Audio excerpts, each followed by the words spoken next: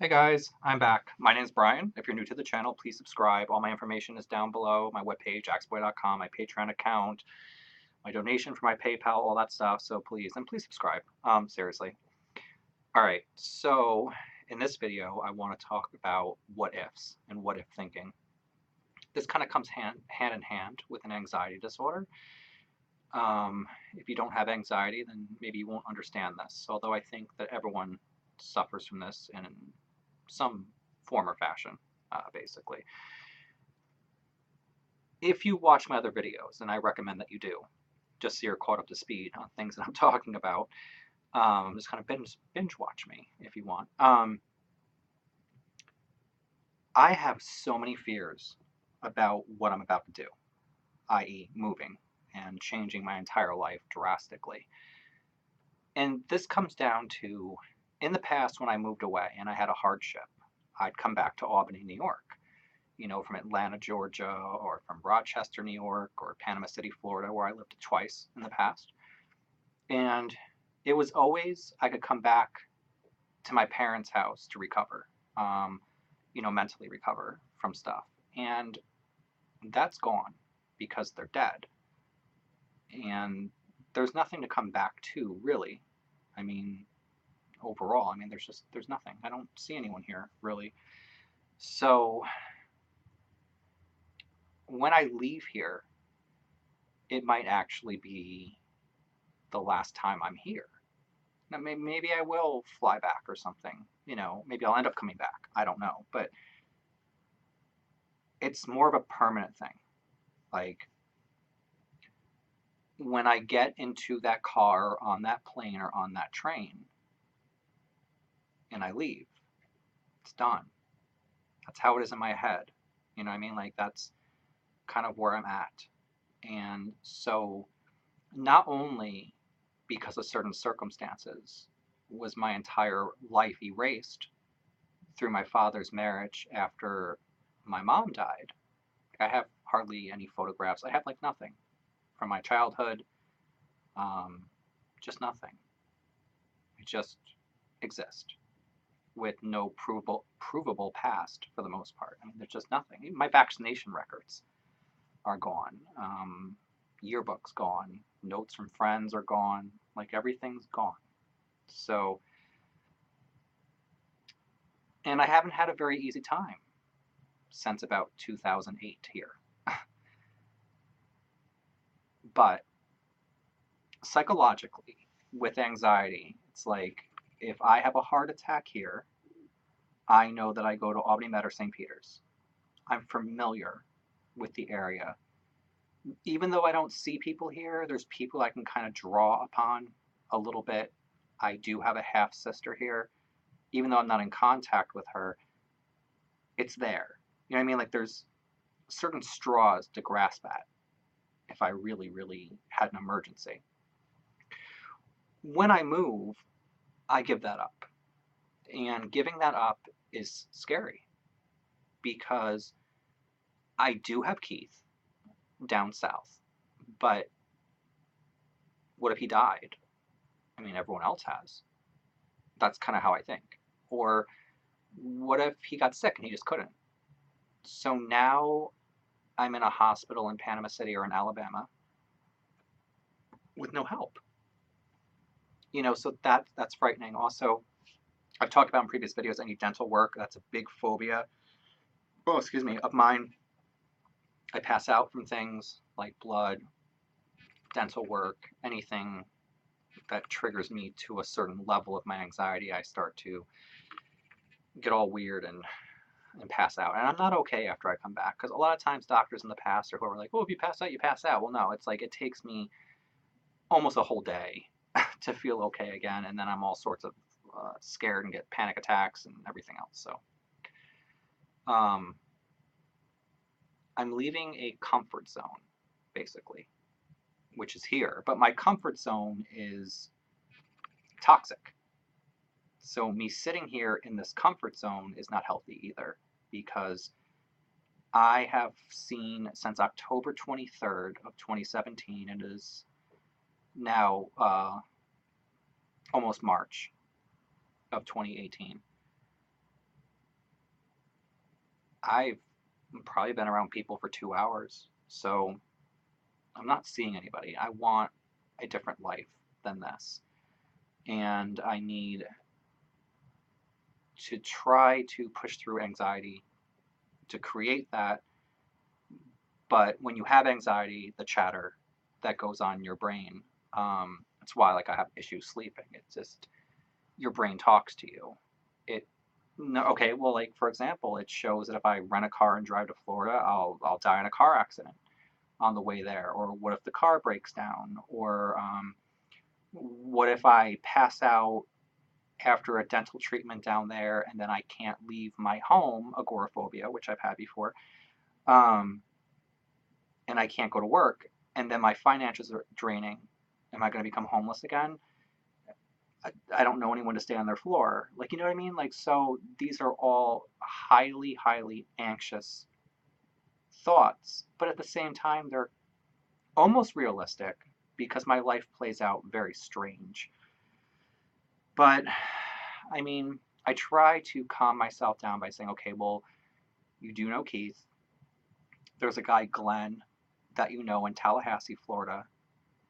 I have gone online and reached out to people in Dothan, Alabama, in case I moved there, and just started talking to them. I went on, Craigslist and just said, "Hey, I might be moving here, blah blah." And the South is a lot nicer than the North in those particular areas. Not all of the South, but certain areas of the South are very friendly. And people got back to me. They started talking. I have one person texting me, from there, and we've been talking almost daily about stuff. People have offered to help me find places to live and given me ideas of what's being paid down there per hour for entry level jobs. And I've talked to just different people in the military who are stationed down south. There's Tyndall Air Force Base in near Panama City, and then there's also not Air Force, but military bases in Dothan. I've talked to some soldiers and stuff like that, just in general, like just to get a really good idea of stuff. Down south is also not like living up north. Like you just don't go around talking about how you're gay or anything. I don't do that anyway. I'm just not one of those people. Never have been. Probably never will be. It's not about being in a closet. It's a small part of me that who I sleep with doesn't really matter. You know what I mean? So it's just not a topic of my thing. I just don't really talk about it.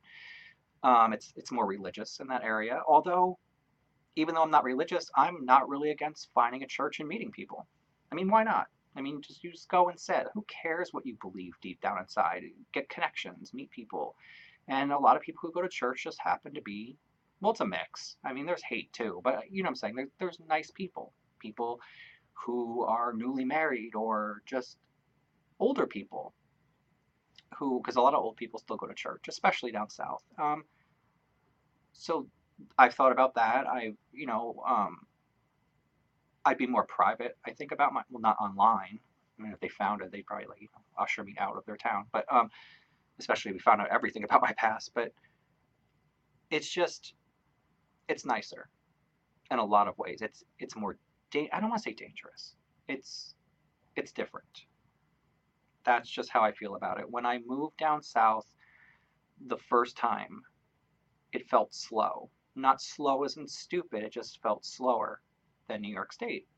And I had this experience where I was at a convenience store and the cashier and the woman in front of me were talking, and the cashier was asking her about her divorce, if her divorce went through yet. And they were having a conversation, not like really quick chit chat, but a conversation. And I was standing there with a Dr. Pepper. I remember it was Dr. Pepper.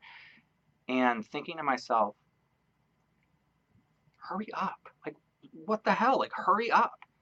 But then I realized, like, okay, well, hurry up for what? I was just going across the street back to the Econo Lodge. So I didn't have anything to do. I was not in a hurry. But that's just a mentality that takes place in certain areas of this country, any large city, I assume. And then I get used to it and I slow down. Things aren't as big of a deal. Like, I don't feel in a rush. The same experience happened when I moved back to New York from these places. It suddenly felt like people were really fast. Like they just want bing, bang, boom, go, and get out of my way. And it seems rude. until you live here long enough and it's just not rude anymore. It's just how people are, you know. Commercials down there are different, too. I mean, like up here, you get commercials still for 900 numbers, which is weird because who calls 900 numbers for like, phone sex and stuff? But you get it up here, like, I mean, I don't really watch TV, but the last time I was, I mean, you still see it, like, some woman dancing around a pole saying, call me now, I'm lonely.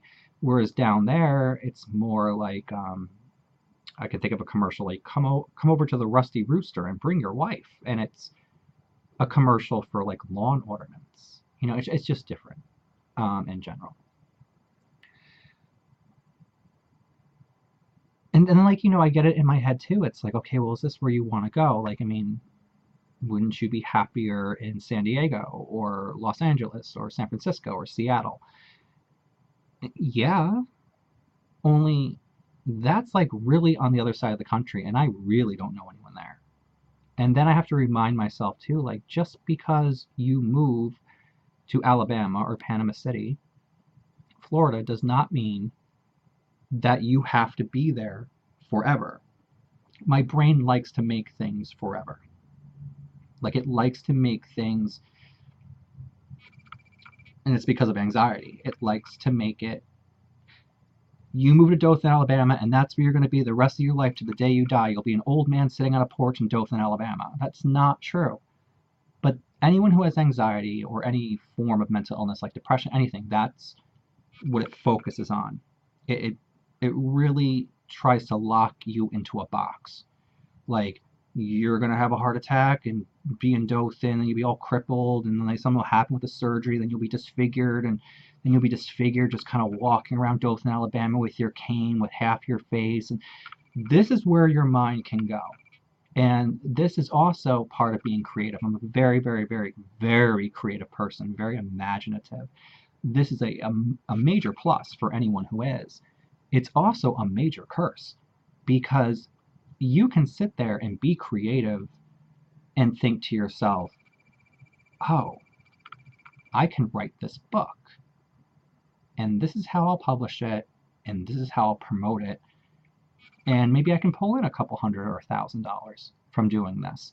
And I like talking to people and I like helping people, and so if I tell these people, then maybe they'll buy it for a few bucks, here or there. That's great. Or to be able to know that you have to come up with a story real quick so you're not homeless on the street, or to get a job, or to really quickly connect with someone who's interviewing you, or who's going to be a landlord, or anything, a new friend, anything. The ability to switch this keeps going in and out. I'm very sorry with the haze. The ability to change yourself and to adapt very, very quickly in the moment to become who people need you to be able to read them and know what makes them comfortable. Because there's a lot of people, we all know them. They'll stand too close, they'll say awkward things. They don't seem to pick up on the fact that they're saying something awkward, that they're in your personal space. You take a step back, they take a step forward. I'm very, very good at reading people, and I'm very good at conveying messages. A lot of times, things that are very difficult to put into words, somehow I can find the words to do that. I can, even with YouTube, a lot of people do very quick cuts that might be entertaining, but I can turn a camera on, just start talking. And that's a plus for a lot of people who are more into the type of information that I talk about, or just things that people who are interested in my life in general. The downside is it can be a nightmare, because as creative as you can be, sorry, my phone's like buzzing. As creative as you can be in a positive direction, you can be your own worst enemy and create your own nightmare. I can't tell you how many times I've died. I have died in my mind thousands and thousands of times. I was convinced when I got my wisdom teeth taken out that I would die during that surgery. I went to a church, a Catholic church, I'm not even Catholic, during the week and sat there and prayed that I wouldn't die, because I was that scared of having my wisdom teeth extracted. I was convinced that I would never wake up from lung surgery. I was less like that after my mom died, because it was only 48 hours, like 36 to 48 hours after my mom passed away, that I had my appendix removed. I remember actually trying to die, not because I was suicidal. I think I was just playing some weird game in my head. Like, I was lying there in the operating room before they put the mask on to knock you out. And when they did put the mask on, I was already trying to relax to a point where I was trying to leave my body. That might sound weird, but that's what I was doing. And my arms were out, and they had me all strapped, and they put the mask on. And as I'm inhaling it, they tell you to count down. Anyone who's had surgery, knows this. They say count down from 10. You get to like 8 before you're out. Um, but I was trying to die in that moment. Like, I thought, okay, this is perfect. Knock me out, and I'll float away, or just be dead, whichever happens to you. And then no, I woke up, and I woke up very irritated. All right. Side story. I was a heavy smoker at the time, 2 packs a day, and they knocked my ass out, and then they did the surgery, and they bring me back. And you know how you can swallow wrong, where whether it be water or your saliva or whatever, you start coughing and choking. Yeah, I came to and I swallowed wrong, and I couldn't breathe, and I really just couldn't get full air because I want to cough, but I'm flat. I can't sit up. They just had cut me in several locations with laparoscopic surgery. Can't talk, can't say that right now. And I lost it. I'm like, sit me up. I can't breathe. Sit me up, sit me up. And I kept coughing, and they're like, we can't sit you up. You just had surgery. And I was still under the influence of a lot of drugs. And I started swearing at them. I started like basically reading them in a way that I always want to do, but don't, because you're a sane person and don't. I lost it, and I heard someone say, you need to calm down. And I said, no, you effing calm down. I'm tired of your shit. I'm just sit me the F up. And I heard like an Asian woman, and I say Asian because she had an accent, and I heard her say, he has a lot of allergy. And they shot me up with Benadryl. And that's like the last thing I remember till I was in recovery. They knocked my ass back out. They were like, this bitch is crazy. And I remember saying, to when you come to in recovery, they have someone sitting there with you, and with most surgeries that require like major anesthesia, like the general anesthesia. And I remember saying to her, like it kind of played back in my head, and I was like, can you tell them that I'm sorry? I just couldn't breathe. And she's like, oh, don't worry about it. Everyone's like that. And I was like, okay, because I hadn't been like that before to my memory, but yeah, I was really harsh, like just really harsh. And then I was like, I have to pee, and she gave me like that thing, that container to pee in, and I have the gown on, and I'm like taking it out to go pee, and I couldn't. She even told me, I don't think you'll be able to, but you can try. And I was like trying to focus to go, but the medication was, I couldn't go. And she's on the phone, and she's like, no, he's up. No, he's up now. No, he's trying to urinate. Okay, and I guess they were going to move me up to a room, but she was talking about me while I'm like laying there, like really trying to push to see if I can pee, and I couldn't. My bladder was so full feeling. It was just so uncomfortable. Of course, obviously, I went since then. Um, so yeah, so anxiety is a very tricky thing because it never says to you, what if you meet really great people? What if you find a job that you're happy with? What if this works out for you? What if these bad things don't happen? It never says that to you. It never paints a picture of happiness or of contentment or peace or anything. It keeps you on your toes 24/7. What if, what if, what if? And the what if is showing you dead, showing mistakes from surgeries, showing you disfigured, showing you having a short life, showing you that you have cancer, that you have, I mean, it's everything. And those things can happen and do happen to people. but it doesn't mean it's going to happen to you, and it sure as hell is not going to happen to you in the same fashion. I never dreamed that I would have to have lung surgery when I was anxious, but I did, and I got through it. And I even remember when the doctor walked in the room finally and told me what was wrong and that I had to have lung surgery. I didn't feel anxious. In fact, I felt nothing.